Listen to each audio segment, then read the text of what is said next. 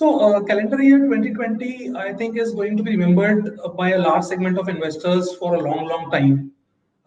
We saw Nifty trading in a large range of 6,000 points and Sensex trading in a very large range of 20,000 points. We started the year on a high. Nifty touched 12,430 in January. We are expecting the same to continue and markets to make new highs in the month of February and March.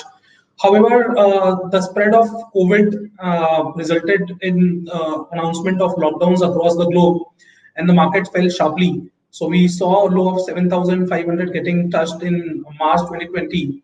But from there, I think it has been a phenomenal recovery. We have seen the markets cross the previous highs in the month of November, and after that, every single week market is actually making new highs. There has been some factors which has caused such a phenomenal recovery, both on domestic as well as global front. So on the domestic front, I think RBI and the government of India have taken timely decisions which supported the growth. Globally, we saw major events like US elections and decisive results coming from there, as well as very fast development on COVID vaccine development has resulted in a positive sentiment across the globe. So as of now, we are standing at all-time high, but the momentum seems to be still very positive and bullish.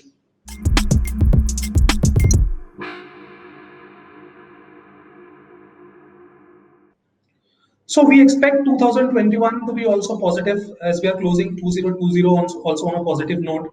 However, the pace of growth might decelerate a bit, and we might not see such a high degree of momentum in the stock market for year 2021. We are bullish on three sectors predominantly. Auto sector, which contributes to around 8% of the GDP, is our first bet.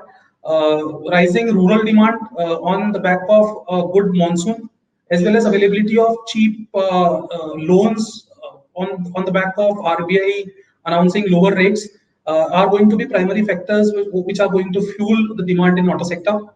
Our second bet is on the IT sector. So we have seen the habits of consumers changing as well as of the companies changing. A lot of companies have now started investing aggressively on their digital transformation piece.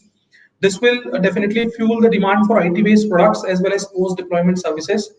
The only negative that we see for the IT sector is that if our INR appreciates as compared to USD, then that would impact the profitability of the companies. Otherwise, IT sector seems to be a very bullish bet. The third sector that we want to focus upon is the insurance sector. We have seen low penetration levels in India as compared to the global peers. However, there has been increased degree of awareness due to the pandemic. The ticket size of insurance is also going up. So we are seeing increased traction, and all these factors are going to fuel the demand in insurance. So we are very, very bullish on these three sectors.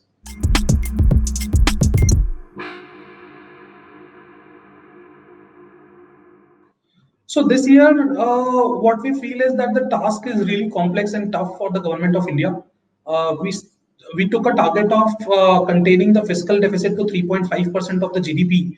However, because of the pandemic, this plan went for a toss, and the expectation is that we are going to close at around 7.5% to 8% of the GDP. So the road is not going to be easy. Government has to still balance between fiscal deficit and growth. So we expect the government of India to focus more on growth as compared to fiscal deficit and announce certain measures. In continuation to the last announcements in the budget, we expect the government to announce pretty good measures in terms of spending in infrastructure. On sector-specific measures, we expect the government to announce certain measures in the form of tax reliefs to aviation, hospitality, and entertainment industry, which is severely hit and still not recovered yet from the COVID pandemic fall. In terms of direct taxation, I think there is not a lot of scope available with the government to actually reduce taxation, but we feel that the government would definitely work on some measures to make sure that middle class people have more disposable income with them, so that can fuel certain demand.